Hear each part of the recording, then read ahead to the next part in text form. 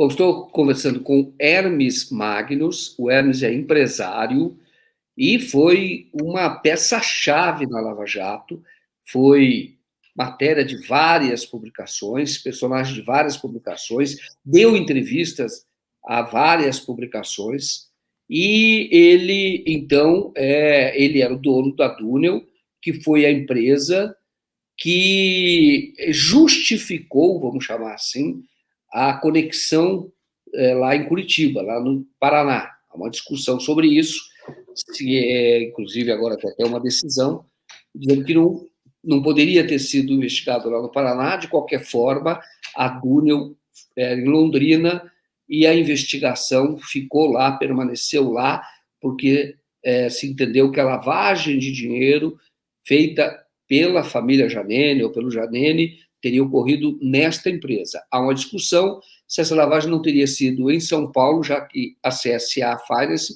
ficava na cidade de São Paulo. Mas seja como for, isto foi conduzido e chegou a ter sentença, e o Hermes, ele então, nesta sentença do Sérgio Moro, depois da delação do Alberto Youssef, ele então é citado, o Hermes, como credor, né, tendo o direito de uma indenização de R$ 1 milhão, retroativo ao período em que sofreu o dano ali da família Janene e do Alberto Youssef. Hermes, muito obrigado por aceitar nosso convite. Vamos, então, tentar entender um pouco a Lava Jato. A primeira pergunta que eu faço a você é a seguinte: você foi usado pela Lava Jato? Boa noite.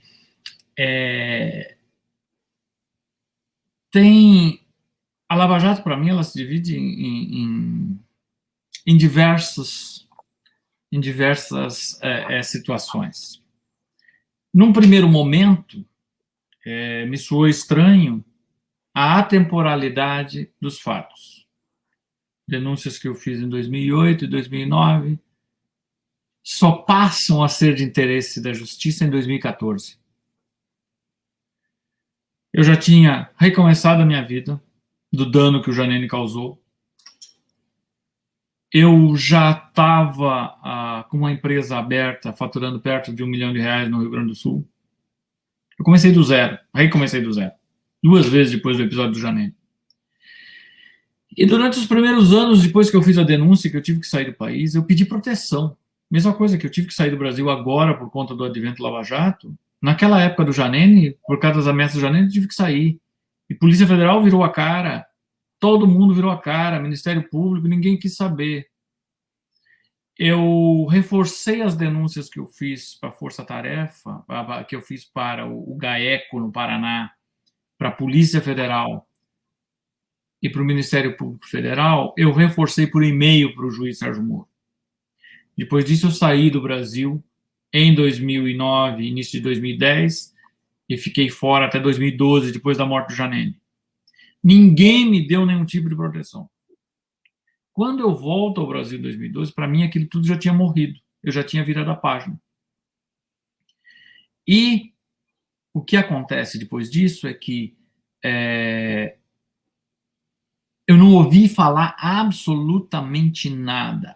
Somente algumas coisas corriqueiras que ainda incomodavam, como, por exemplo, um juiz de aluguel que o Janene tinha no interior do Paraná, que foi morto, mas dizem que foi acidente doméstico, caiu da escada em casa e dentro de casa e morreu. Que é um caso ainda que acho que até hoje não foi esclarecido. Então essas coisas me incomodavam ainda, que era todo aquele baixo clero em torno do Janene, que eu achava que eles poderiam me fazer mal. Mas eu segui minha vida. Em 2014, quando começa a Lava Jato, para mim, eu tomei um susto, porque eu não esperava. Eu, sinceramente, eu denunciei em 2008 e 2009 que Alberto Youssef estava descumprindo o acordo do Banestado. Por que só em 2014 a justiça passa a se interessar pelo cara? Esse é o primeiro ponto. Mas com o avanço desta ação da Lava Jato, eu acabei perdendo a minha empresa, que eu tinha recomeçado. Porque ninguém mais queria trabalhar comigo. Eu tinha que viver escondido. muitas ameaças, e um desdém, uma galhofa desses procuradores da Lava Jato que você pedia proteção. Não, isso não tem perigo. A gente corre mais risco que o senhor. O Roberto José vai ficar preso 100 anos. Era o que diziam para justificar que eu não precisava. O Sérgio Moro chegou a falar para minha sócia no gabinete dele, chegou a me chamar de exagerado. Isso é exagero. E as coisas acontecendo. E quando você ia fazer alguma coisa, a Lava Jato, os procuradores diziam, não, o senhor oficia aqui para mim que nós vamos investigar. Não investigavam nada, botavam na gaveta. E agora, por fim, falaram que perderam o processo, sabe? Para se defender no Conselho Disciplinar do Ministério Público, lá no CNMP, eles disseram isso, que perderam o processo. Nossa, que processo? Perderam o processo, que investigava se corria risco ou não, eles perderam o processo. Sabe? Assinado pelo seu Deltan, inclusive. E aí, Você fez uma denúncia ao CNMP? Eu fiz uma denúncia pela conduta da Lava Jato, que foi arquivada vergonhosamente, graças ao corporativismo deles. Né? Eu fiz essa denúncia, foi arquivada, dizendo que que não puderam, que sentiam muito por ter perdido o processo, mas de qualquer forma, como eu estava, em outras palavras, como ele está vivo até hoje, é porque não tinha plausibilidade nas supostas ameaças que ele sofria. Bem assim que responderam, achei uma forma bem covarde, né? E disseram mais. Quando eles perderam o processo, eles mandaram uma mensagem dizendo que estava arquivando o processo. E aí eu questionei. E aí eles me mandaram um e-mail dizendo, o senhor poderia dizer o que a Lava Jato está em falta com o senhor? Aí eu respondi, se deem o trabalho e vão buscar nas caixas de e-mail de vocês.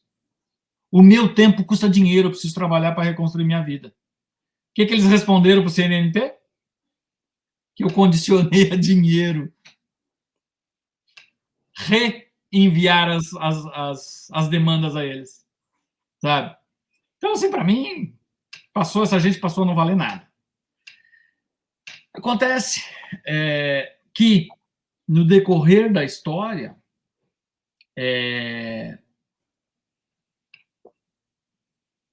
eu senti que não tinha que eles não iam fazer nada por mim. Num primeiro momento eu até viajei, porque você sabe que quando você passa por toda essa turbulência, tua cabeça, você começa a viajar.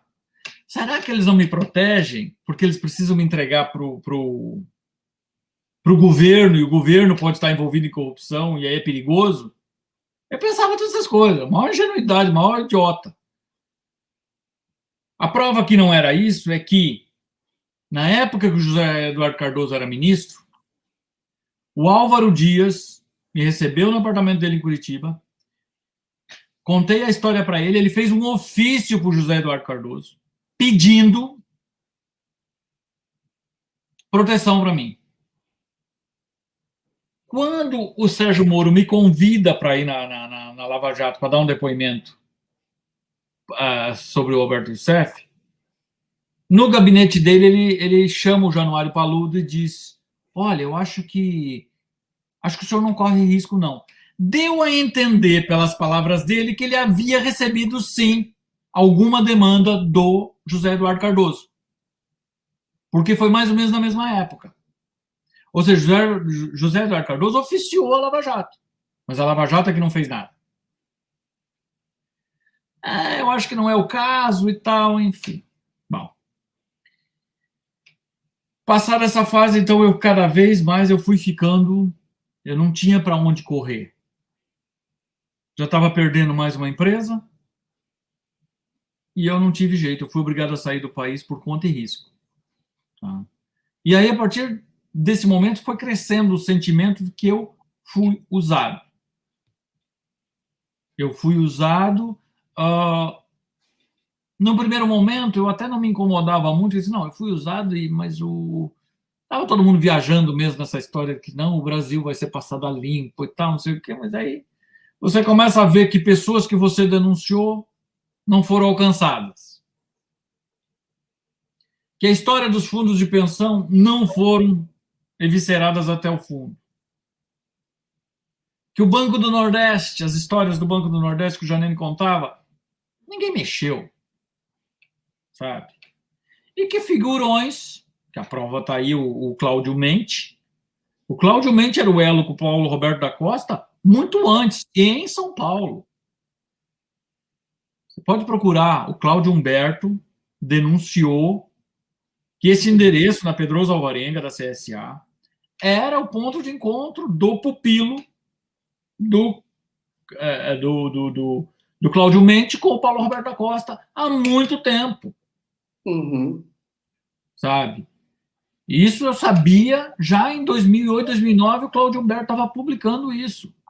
Então, se a mídia sabia, a Lava Jato só vai tomar conhecimento disso em 2014 em Curitiba, sabe?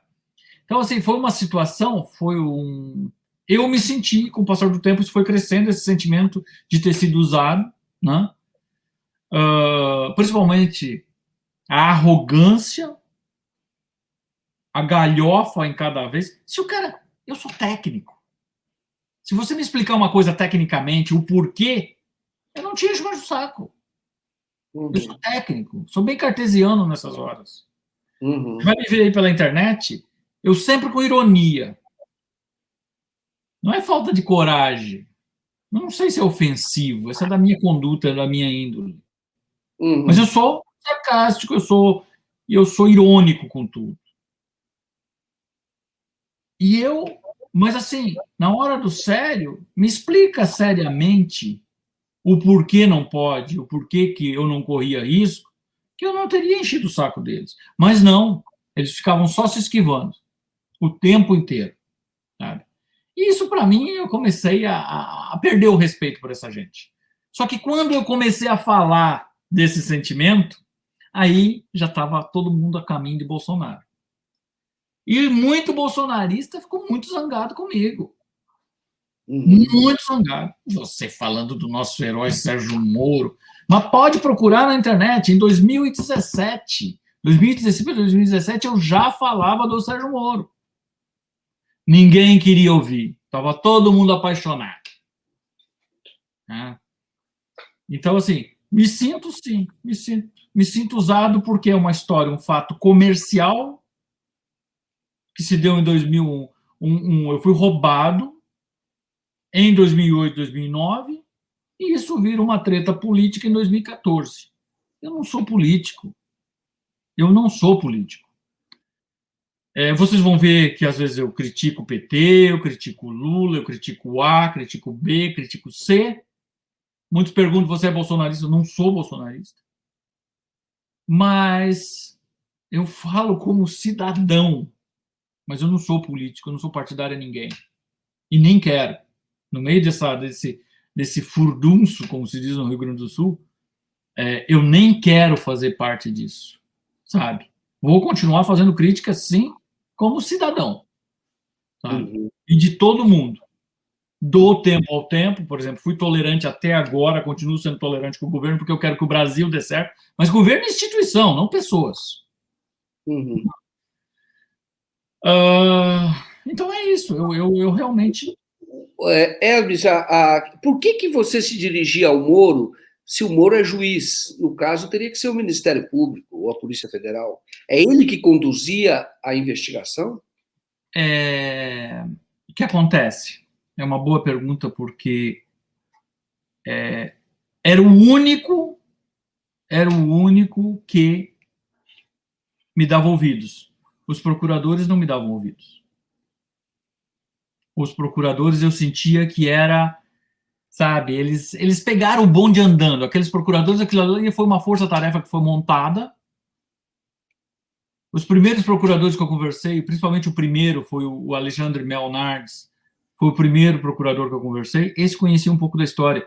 Todos os outros caíram de paraquedas. O meu caso, o caso da Dúnia, foi montado ali a toque de caixa. Então, como eles não tinham interação com o que realmente acontecia, e eles ficaram me conhecendo no decorrer da história, porque eu contava laudas e laudas, e-mails, contando, olha, isso aqui não é assim, é assim. E eu começava a contar, eu notava que eles eram marionetes. Como o Sérgio Moro sempre sempre respondeu aos meus e-mails e vice-versa, eu tinha algum acesso, sabe? E por algum motivo eles mantinham esse acesso. Então por isso que eu chegava nele. Mas ele era sempre bem evasivo. Algumas vezes um pouco mais, por exemplo, como o dia que ele me convidou para ir na justiça e pediu para que eu guardasse segredo do e-mail. Aí foi que eu pensei um pouco diferente, porque ele me proibiu de levar advogado. Neste e-mail ele disse que eu sou vítima e testemunha. Aí eu disse para ele, aí eu volto para ele o e-mail, depois que a gente trocamos vários e-mails, dizendo, olha, eu estou para viajar, não sei, tal. Seria oportuno que o senhor viesse, porque o senhor é vítima e testemunha dos crimes de lavagem de dinheiro, do roubo da sua empresa, blá, blá, blá, blá. Seria oportuno que o senhor viesse a um depoimento.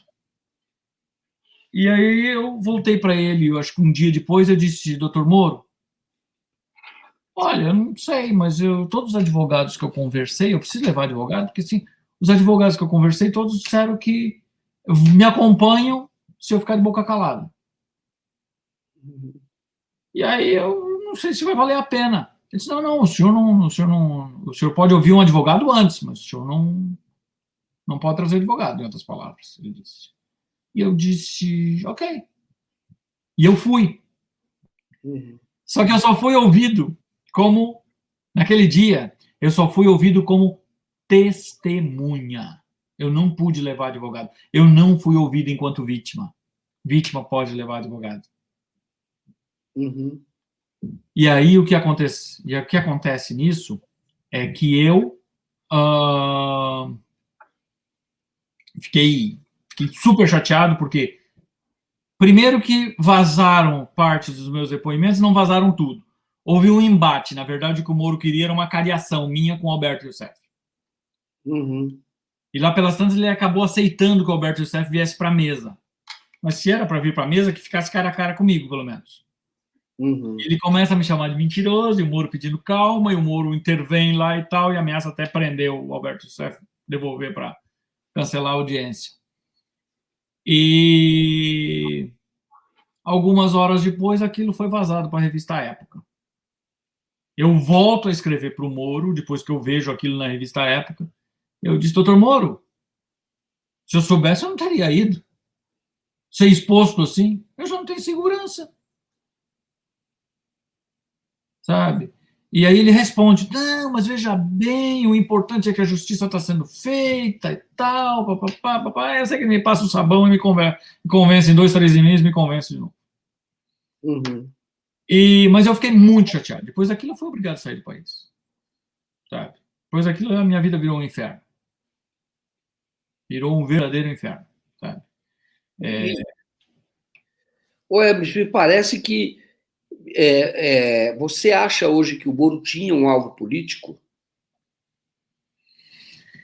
Eu não posso dizer que tinha um alvo político, mas os movimentos, a partir do momento em que há preservação de algumas cabeças da política, por exemplo, vou pegar isso que eu conheço melhor, a absolvição da Daniele Giannini.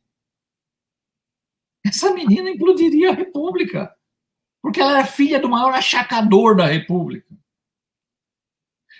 E me arrisco a dizer que, se não tivesse havido Giannini, a corrupção que houve no governo do PT teria sido reduzida à metade, no mínimo, porque ele era um achacador. E se Giannini tivesse hoje vivo, estaria achacando o Bolsonaro.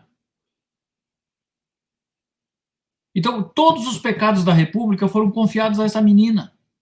E ela foi preservada por isso. As mesmas provas que serviram para condenar Alberto Youssef no meu processo serviram para absolvê-la. Moro disse que não tinha como dosar, não tinha como quantificar, tipificar os crimes da menina. E aí depois chega a Gabriela Hart, isso foi o primeiro passo na absolvição. Quando chega, a juíza substituta chega, ela diz o seguinte, olha, não dá para absolver ninguém sumariamente nesse caso, mas a Daniele Giannini está absolvida. Eles queriam ver ela solta. Das duas, uma, ou isso fez parte do acordo de delação e foi a jabuticaba colocada pelo Figueiredo Bastos, soltar esta menina, ou isso vem de encontro à situação tucana. Olha o que o FHC fez no depoimento. Ele era a única testemunha do José Janene no Mensalão. Procure lá na 470. Ele não tinha nada que desabonasse o rapaz. Só que o Janene me contou. Ele contava coisas dele e da dona Ruth. Então sabia muita coisa, sim. Como é que o FHC vai e fala do maior achacador da República que não tinha nada que desabonasse? Se ficasse quieto, ficava mais bonito. O Emerson pergunta, quando a Dunel, quando é que ela recebeu o investimento do Janene? 2008, por volta de junho de 2008. Foi quando ela recebeu. Começou a receber. Na verdade, não do Janene, né? De terceiros. De terceiros, mas exato. Agora, 2006, a Dunel já estava lá em Londrina, não? Não, a Dunel é uma empresa de Santa Catarina. Santa Catarina. Começou em Santa Catarina. Certo. 2006 ela não estava lá em... Não. A Dunel foi para Londrina em 2008. O Janene, quando a CSA fez a proposta, aceitou, olhou o nosso plano de negócio, chamou para uma reunião, eles disseram o seguinte, olha, o Janene falou o seguinte, se você quiser dinheiro do Banco do Nordeste, abre uma filial do Espírito Santo para cima que a gente consegue qualquer dinheiro. Mas se você não quiser se meter com o banco, nós temos o nosso próprio dinheiro, mas daí a condição é você abrir uma filial em Londrina. Foi por isso que foi aberta uma filial em Londrina. Não. Entendi. Isso em 2008. Agora, a CSA era de São Paulo. De São Paulo. Fica no Itaim, ali na Pedroso Alvarenga. Você teve reunião lá. Era de São Paulo. Eu te pergunto isso porque isto pode ter uma implicação técnica, que é justamente a questão do local do crime, onde deveria ter sido investigado. É São Paulo. Mas aí vem a história. Eu, quando denunciei no Paraná e não aconteceu nada, eu quase que simultaneamente eu denunciei para o GAECO em São Paulo, para o GEDEC, grupo de não sei o que, de lavagem de dinheiro. Quando estoura a Lava Jato, eu lembrei do GAECO. E aí fui atrás para saber o que deu da investigação. E me responderam prontamente, olha, naquela época foi investigado, a gente descobriu que tinha nexo com o dinheiro, com a lavagem de dinheiro do Mensalão por parte do Janene.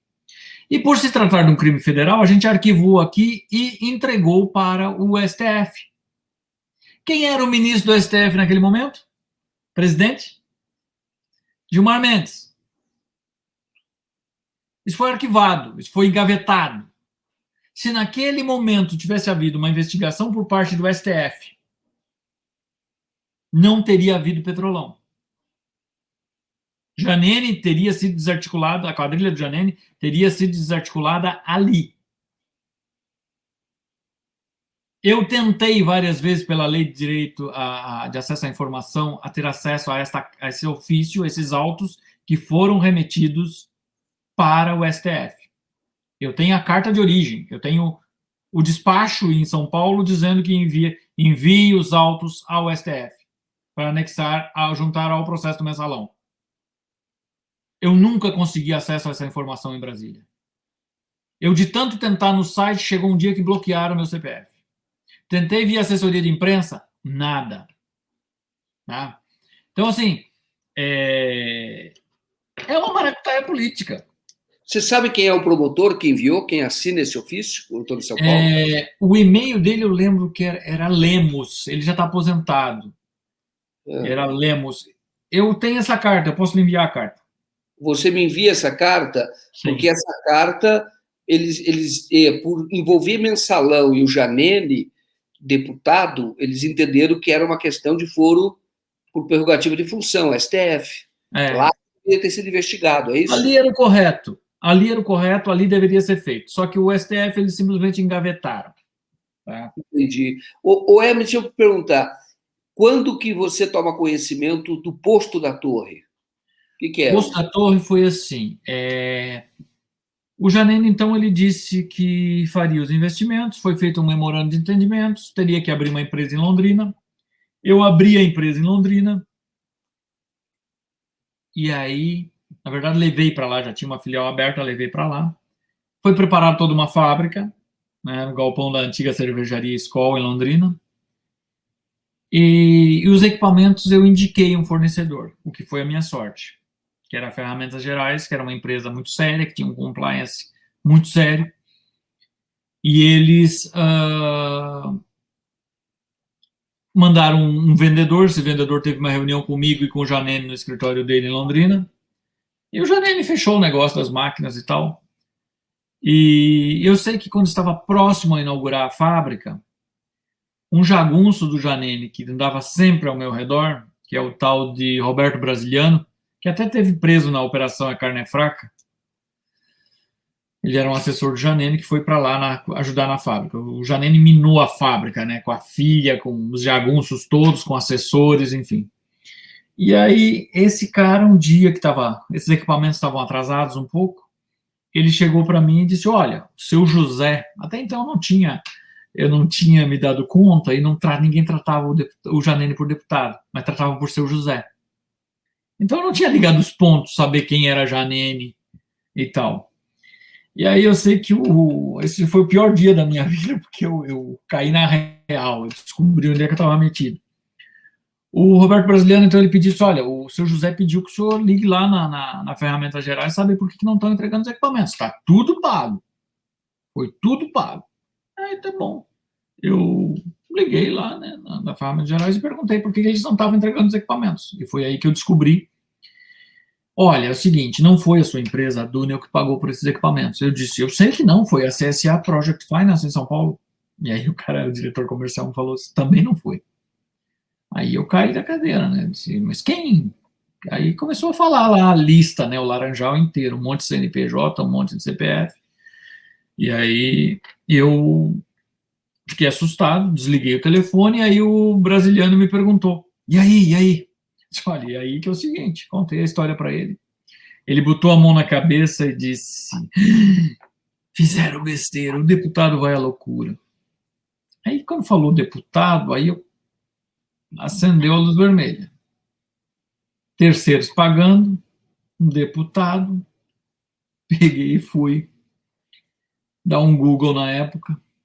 E aí encontrei uma revista, uma matéria da Isto É, que falava do Alberto Youssef, falava do Janine, falava de todo mundo. Eu fiquei muito assustado. Fiquei muito assustado. E aí comecei a contactar pessoas e tal. Mas antes disso, aconteceu uma situação. Quem conheceu o Janine e estiver assistindo vai saber exatamente do que eu estou falando. Toco meu telefone alguns minutos depois desse episódio aí com o brasiliano, e era o Janine. Ele se enganou, era para ligar para outra pessoa para dar esporro, ele ligou para mim. Numa prepotência que eu nunca vi coisa igual. Parecia que ia passar pelo fio do telefone. Eu fiquei assustado, tentei acalmar eles: calma, seu José, calma, seu José. E ele dizia: vocês querem me matar, vocês fizeram besteira. Eu disse: calma, seu José, sou eu, Magnus.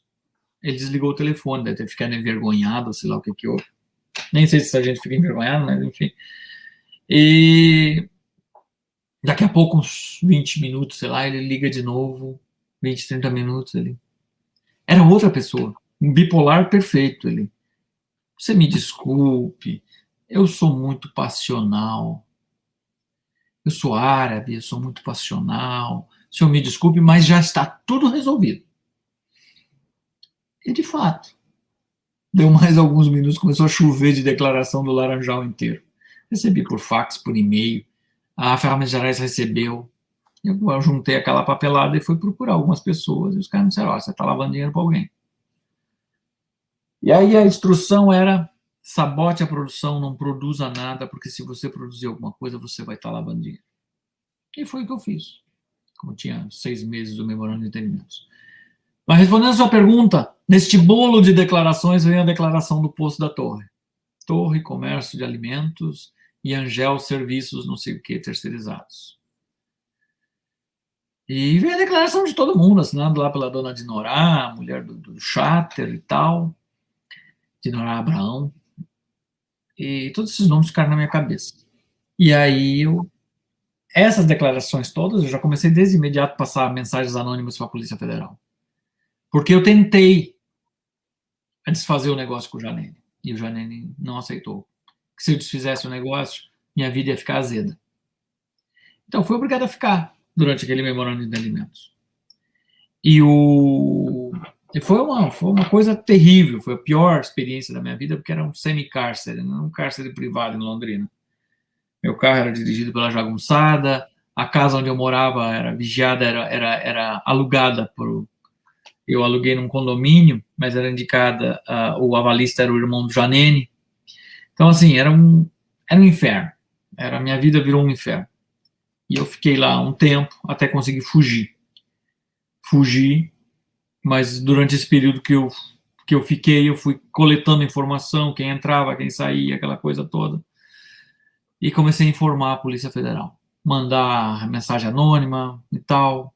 Então, com essa documentação toda espalhada já na rua, até mesmo para minha proteção, esses recibos e essas coisas foram o que deram sustentação ao início da Lava Jato.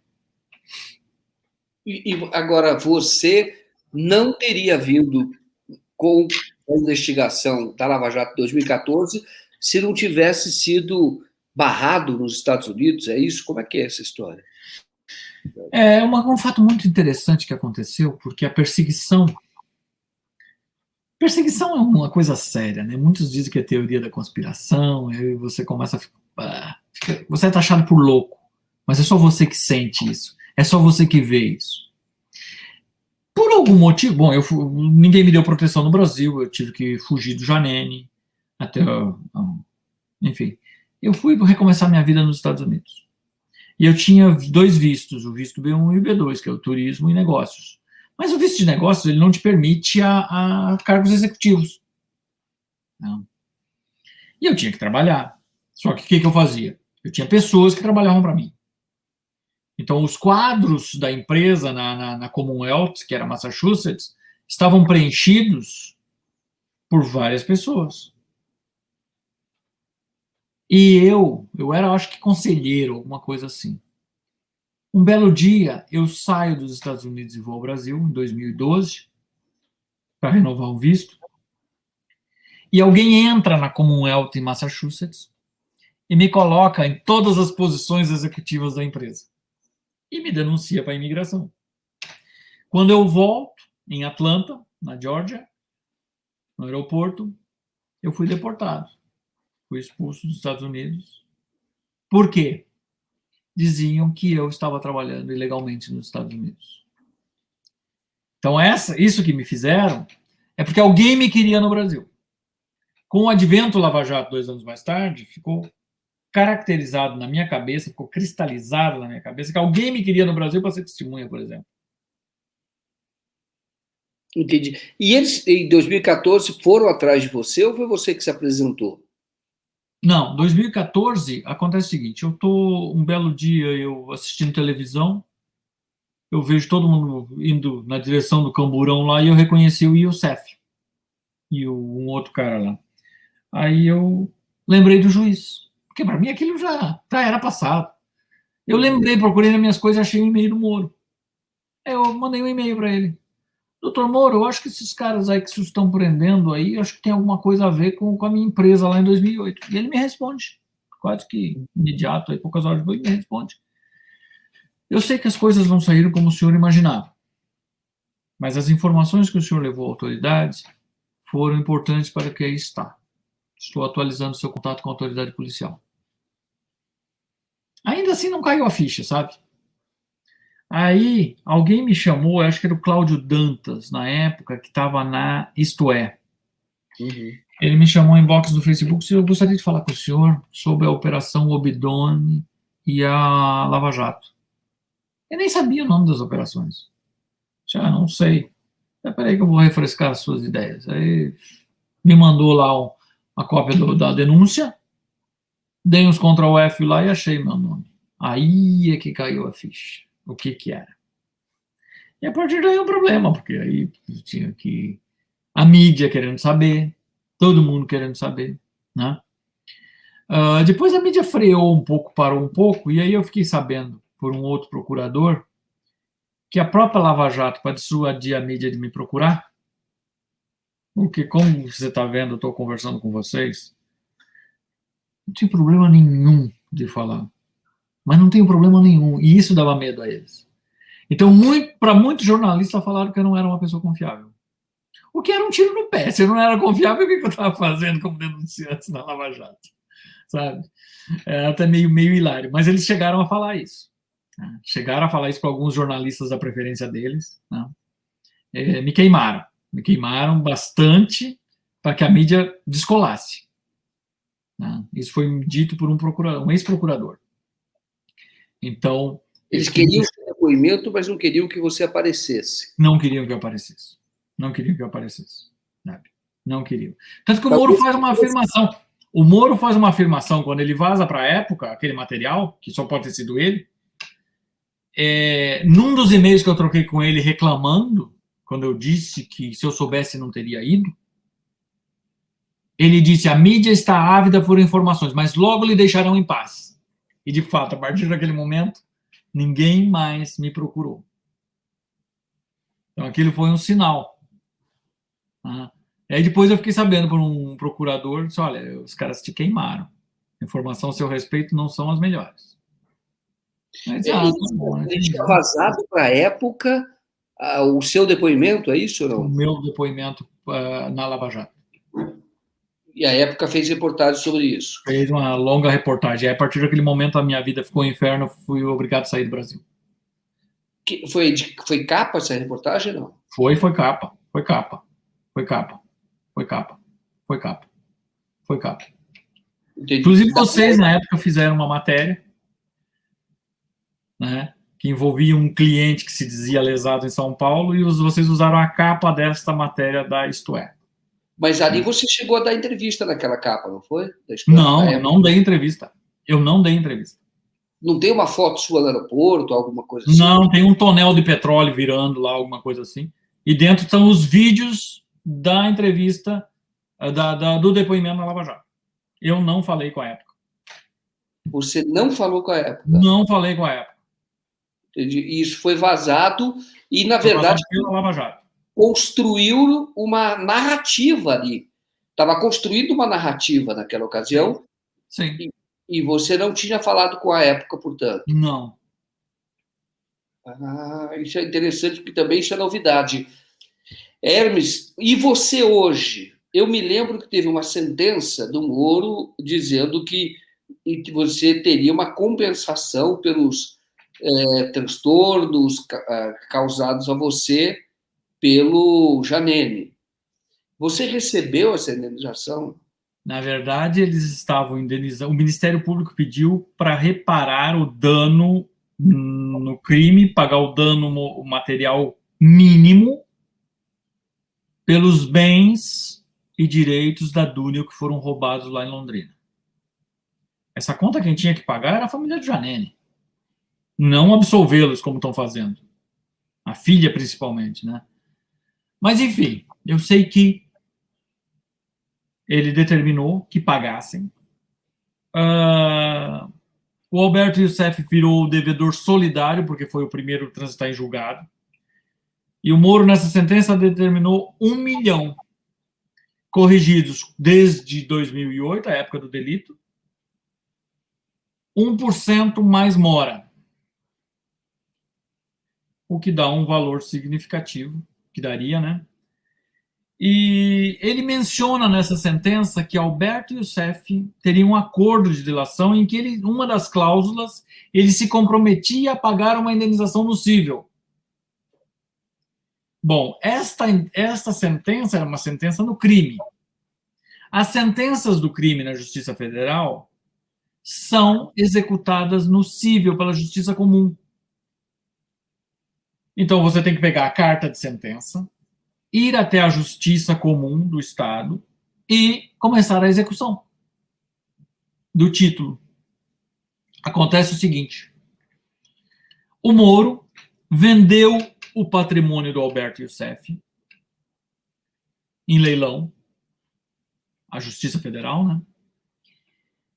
Separou um dinheiro lá, como eu falo, uma conta de padeiro lá, separou um dinheiro, isso aí é para pagar aquela indenização do Magnus, mas sem saber o valor apurado, a ser apurado. Ele pegou, acho que um contador da Justiça Federal com outro índice, ou algo assim. Eu sei que demorou muito tempo para que se apurasse o real valor da indenização, porque era muita correção e tal, IGPM, isso, aquilo, aquele outro e tal. Mas eu sei que antes de chegar ao valor final, a juíza mandou que o Moro liberasse o que chamam de valor incontroverso para mim e para minha sócia. A essa altura, a dívida já estava perando os 3 milhões, com a correção. Alberto Youssef recorreu algumas vezes e isso majorou. Teve multa e tal, não sei o quê, cada vez que ele recorria, majorava. Eu sei que nesta história, quando a juíza mandou que liberasse o incontroverso, o Moro liberou um valor e nessa sentença ele fala da minha importância. Foi a única vez que ele falou oficialmente, ele disse que fui eu que permiti a Lava Jato e seus desdobramentos. O que para mim não era bom, porque hoje eu tenho inimigo em tudo que é canto e não sou político, sabe? Esse foi a pior indenização que alguém poderia me pagar, é me colocar com o traseiro na janela para levar tapa de todo mundo político, que ninguém olha na minha cara. Eu acho que nem o presidente Bolsonaro tem coragem de olhar na minha cara e não sei por quê. Sabe? Ninguém do mundo político olha na minha cara. O único que olhou na minha cara foi o Álvaro Dias, que me recebeu no apartamento dele. Mas ninguém no mundo político olha na minha cara. Eu não sei se é constrangimento ou o que é. Medo que o Janine tenha me contado alguma coisa, eu não sei o que pode ser. Mas eu sou o leproso do mundo político. Então, o Moro diz lá isso tal, e manda liberar o tal do incontroverso. Deu 900 e poucos para mim e 900 e poucos para minha sócia. O meu já ficou boa parte pelo Brasil para pagar dívidas. E aí vem aquela história. Quando apuram o cálculo, que descobrem o valor, que já estava em 3 milhões, já estava mais de 4 milhões em 2017. Depois eu vou lhe mandar a planilha de cálculo. E aí voltaram para o Moro. A juíza da vara de execução volta ao Moro para liberar o resto do dinheiro. Não, ele não tem mais nada para receber. Já tinha torrado a grana do Youssef.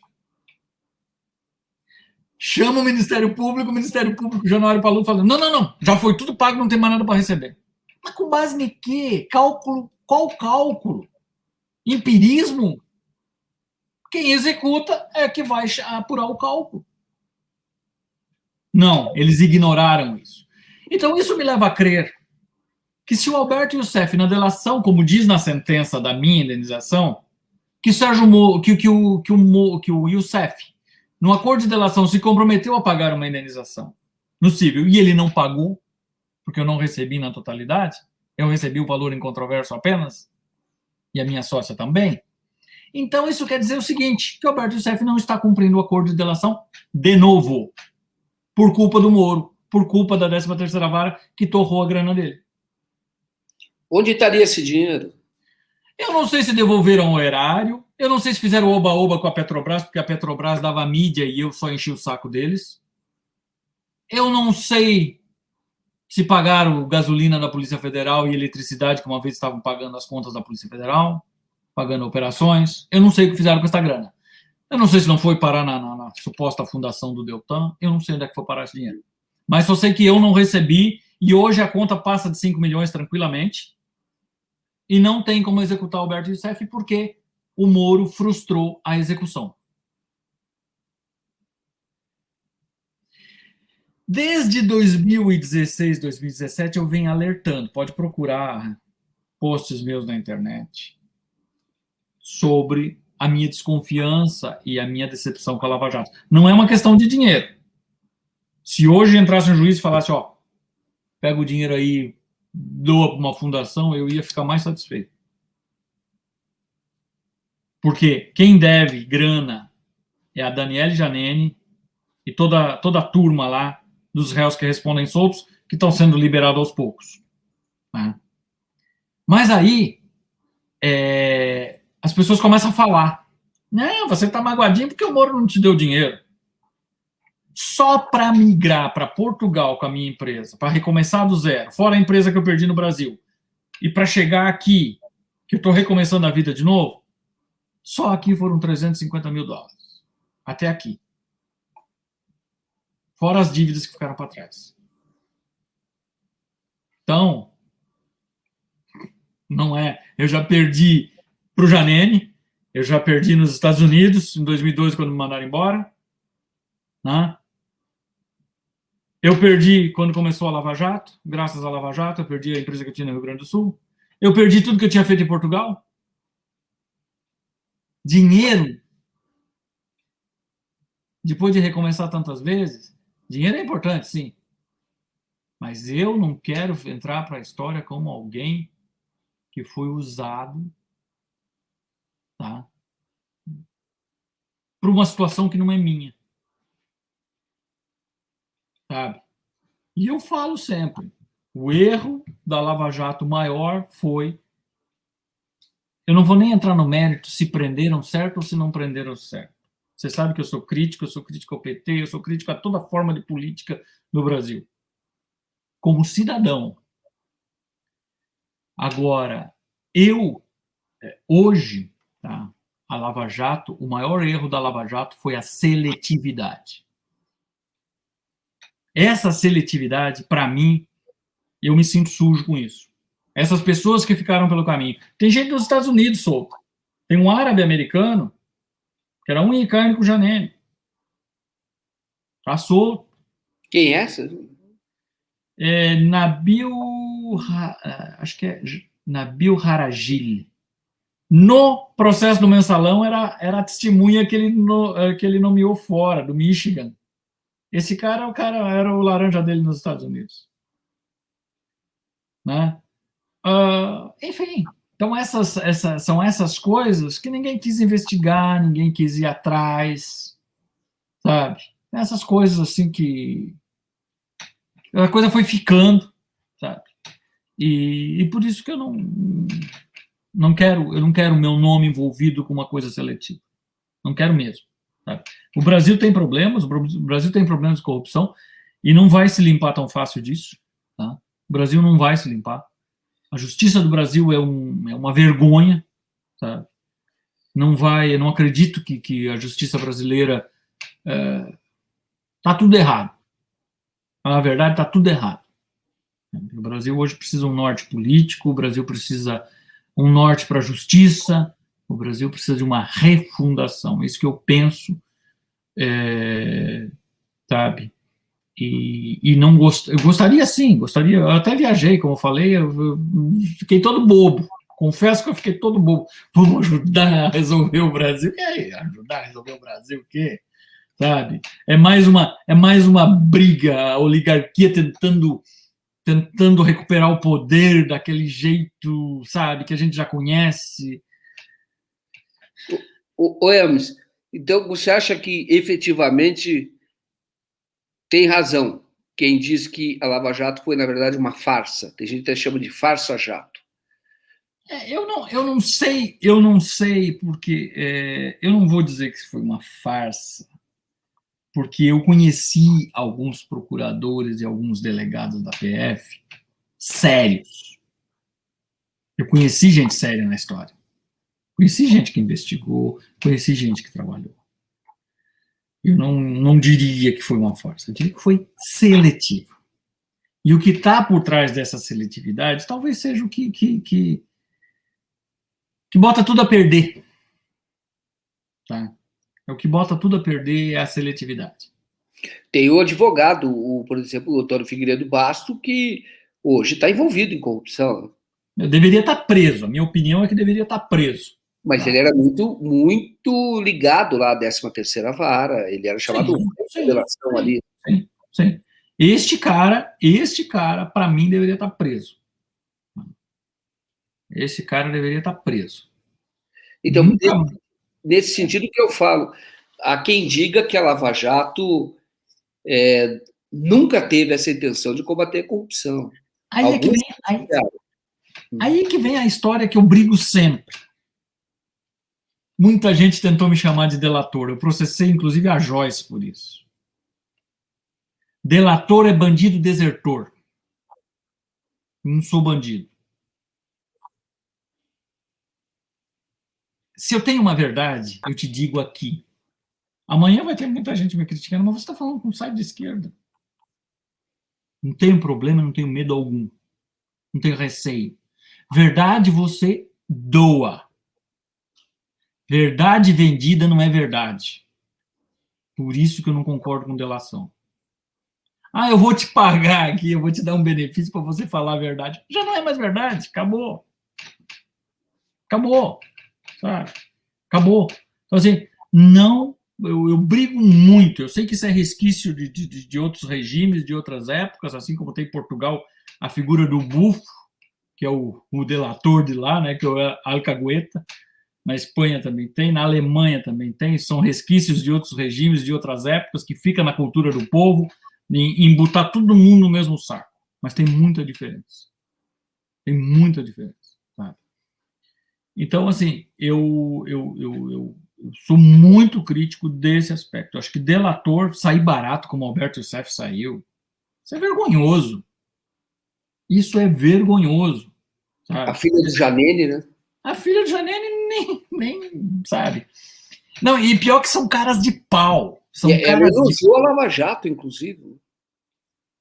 Não, são caras de pau, porque a Daniele, ela foi absolvida sumariamente. Eu, como vítima no processo, não fui ouvido. Sumariamente, ou seja, não tem vergonha na cara o juiz que faz isso. A dona Gabriela Hart, se estiver me escutando, eu estou dizendo para a senhora não tem vergonha na cara. Absolver sumariamente quem roubou a minha empresa de fato. O Alberto Youssef era o office boy de luxo da operação que roubou as minhas coisas. Sabe? E eu não fui ouvido. E sabe o que o seu Deltan fez? Ano passado eu tinha audiência.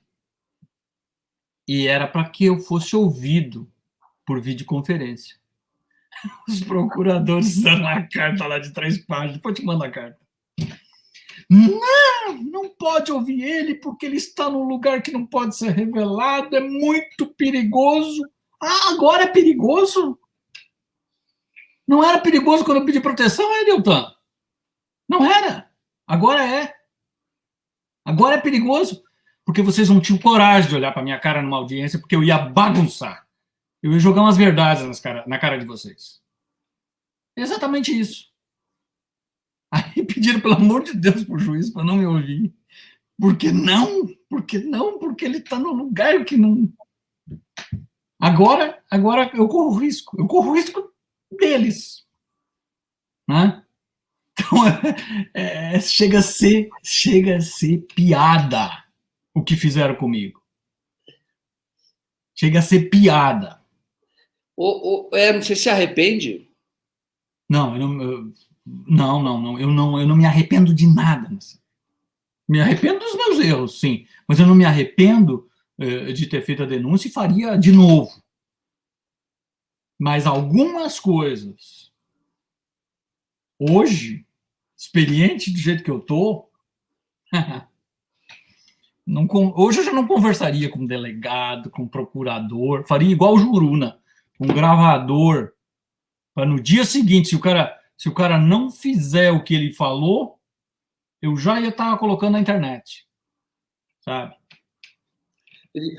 Hermes, estão divulgadas as mensagens e pelo que você fala faz sentido. E que fala a respeito de o Moro, ele teve um papel muito mais de acusador e chefe da acusação, quem coordenava toda a acusação, do que provavelmente um juiz. O que você acha disso? O que você acha dessas mensagens? Eu acho o seguinte, os procuradores não tinham... A operação não tinha vida própria. Quem dava vida à operação era o Sérgio Moro. E aí vem aquela história, né? Quando eu vejo essas mensagens que foram vazadas ou hackeadas, ou sei lá, eu começo Eu enxergo cada um deles ali, que eu conheci, alguns deles, eu enxergo cada um deles com a sua arrogância, com o seu desdém, com a sua chacota. Eu consigo enxergar cada um deles. E é aquilo ali mesmo, sabe? É aquilo ali mesmo. É uma coisa bem vergonhosa. Não há problema nenhum, repito, não há problema nenhum procurador conversar com o juiz. Mas não em tom conspiratório. Sabe? Pode falar, pode contar anedota, pode falar piada, não há problema nenhum. Aqui, onde eu estou, certamente fazem isso. Mas isenção, sabe? E longe de tendências e tal, isso aí não. Bem. O Hermes, você está no local que você não pode revelar para sua segurança, é isso mesmo? Na verdade, é o seguinte: eu me sinto seguro. No acordo de asilo, eles me deram o estatuto de pessoa a ser protegida e pediram para não me expor. Tá? Então, eu não me exponho. Não me exponho. Uns chutos na internet. Ah, você está nos Estados Unidos. Ah, você está na Europa. Ah, você está na Islândia. Ah, você está no Canadá. Ah, você está não sei o quê. Vocês nunca vão ver eu falando onde eu estou. Em público eu não falo. Muita gente sabe, mas eu, em público, eu não falo, não revelo onde eu estou, até por conta do acordo que eu tenho. Né? E o acordo que eu tenho me dá um passaporte de refugiado, que é a pior situação do mundo, porque esse passaporte só é aceito pela Alemanha sem visto. Eu só posso sair daqui e entrar na Alemanha. Nenhum outro país, eu dependo de visto, e ninguém dá visto para refugiado. É tudo muito bonitinho, está tudo refugiado, tal, mas não. É um passaporte podre. Né? Uma convenção da ONU de 1953. Só que assim, eu como brasileiro, eu posso entrar em muitos países e eu precisava até para trabalhar. O Moro, quando era ministro da Justiça, através de um interlocutor, o idiota aqui, pediu para ele, porque eu não posso entrar numa embaixada brasileira, por exemplo, que é território brasileiro. E no meu asilo está escrito no passaporte: não é válido para viajar ao Brasil. Eu não posso entrar em território brasileiro. Então eu pedi, achando que eu, idiota eu, né? Onde é que eu poderia fazer um passaporte brasileiro? Que o meu está vencido, para que eu pudesse visitar meus clientes. Né? Aí ele responde, foi a última vez que ele respondeu: ah, eu acho que você não corre mais risco se eu pode voltar ao Brasil. Isso quando ele era ministro da Justiça. De novo o achismo, né? E aí... E que não podia fazer nada. Essa foi a última coisa que ele falou. Mas tá bom. Eu só não exponho a mensagem para não expor o interlocutor. O Hermes, e esse depoimento que você me deu, você daria, por exemplo, ou falaria com uma CPI? Se houvesse uma CPI? Não tem problema nenhum. Eu não tenho problema nenhum de falar. Não tenho problema nenhum de falar. Sabe? Se for alguma coisa isenta, agora repito, eu duvido que político me chame para uma CPI. Por causa do constrangimento. O medo que Janine possa ter me contado alguma coisa. Eu acho que seria a situação mais desconfortável, seria até cômico. Entendi. Pode ser, Tá certo. pode ser que sim, pode ser que não, mudou, muita coisa mudou, sabe? Mas você falaria de uma CPI da Lava Jato, por exemplo? Não tem problema nenhum. Não tem E problema você, nenhum. De conferência não tem você problema nenhum. saberia uma CPI da Lava Jato? Eu não tenho problema nenhum. Se houver, falaria sim. E você acha que é o caso? Para se saber tudo a respeito do dinheiro, onde foi parar o dinheiro, inclusive o que você tem para receber. Eu não tenho. Aquilo que eu falei. Eu estou à disposição e sempre estive de qualquer autoridade. Tá? Desde o início. A minha intenção desde o início sempre foi para que as coisas se elucidassem, que a verdade aparecesse, sabe? E, enfim, eu estou sempre à disposição, sempre estive à disposição. Não tem problema nenhum. Tá? Até mesmo de acarear eles, até mesmo olhar para a cara do Moro, olhar para a cara do pessoal, não tem problema nenhum. Tá certo. Eles Você, é que vão querer. repetindo ou reforçando, você considera que foi usado? Eu acho que a minha história foi usada. Era um problema comercial que virou um problema político, sabe? E a omissão foi uma coisa assim, bem escrota. A omissão foi muito escrota. Poderiam ter resolvido a coisa de uma maneira muito simples, sabe? E preferiram não, sabe? Eles não têm nem noção o quanto me custou chegar até aqui. Sabe? Agora eu já recomecei de novo. Não... Só que eles me tiraram completamente a vontade de voltar ao Brasil. Me tiraram completamente a vontade. Você sabe que você perder a vontade? E eu quase fiz isso. Eu quase botei fogo no meu passaporte na frente da Embaixada Brasileira. Eu quase fiz isso. Eu quase fiz. Esses caras me tiraram completamente, sabe? Durante muito tempo eu não falava aqui, não falava nem que era brasileiro. Porque, sabe, uma coisa assim... Estou falando toda a estrada desde 2008. Sabe? Muitas idas e vindas. Aí você, quando você pensa que tem justiça, os caras estão te usando. Ah, para, né? Aí não adianta. Sabe? Tá certo. Aqui nas Ilhas Geladas o pessoal acredita muito em gnomo. Eu estou preferindo acreditar nos gnomos aqui das ilhas do que... Tá ótimo. Obrigado, o Hermes, obrigado pela entrevista. Quer complementar? Não, era isso. Aquilo que eu falei, eu não tenho absolutamente problema. Tem as pessoas que ficam dizendo, não, mas olha, não fala com esse, não fala com aquele. Sei. Eu falo com qualquer um. E vocês podem olhar na internet, sabe? Eu só, até hoje, vocês, eu acho que da esquerda são os primeiros que eu falo, porque, na verdade, as pessoas até agora, o que pensavam de mim? Não, isso aí é alguém lá da CIA que veio aqui botar o ovo da serpente. Tá, direito. Mas vou olhar, a Ana Gomes em Portugal, eu sou crítico da esquerda, mas a Ana Gomes em Portugal foi a única pessoa de esquerda que me defendeu, que botou o dedo na cara do governo português, falou no Parlamento Europeu, porque ela era eurodeputada, por que Portugal mandou esse cara embora.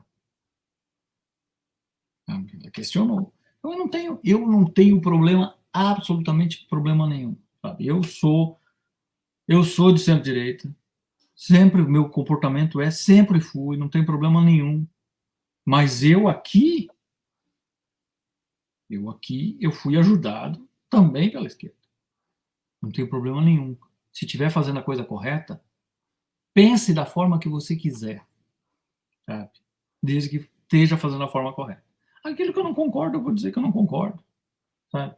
Tem espaço na Terra para todo mundo. Tá. Ainda tem, né? Tá certo. Muito obrigado, Hermes. Obrigado. A gente vai... gravamos essa entrevista, vamos exibir a entrevista e ela também fará parte do documentário que nós estamos preparando, tá bem? Tá bom, valeu. Obrigado, Hermes. Um abraço. Abraço. Até mais. Tchau, tchau.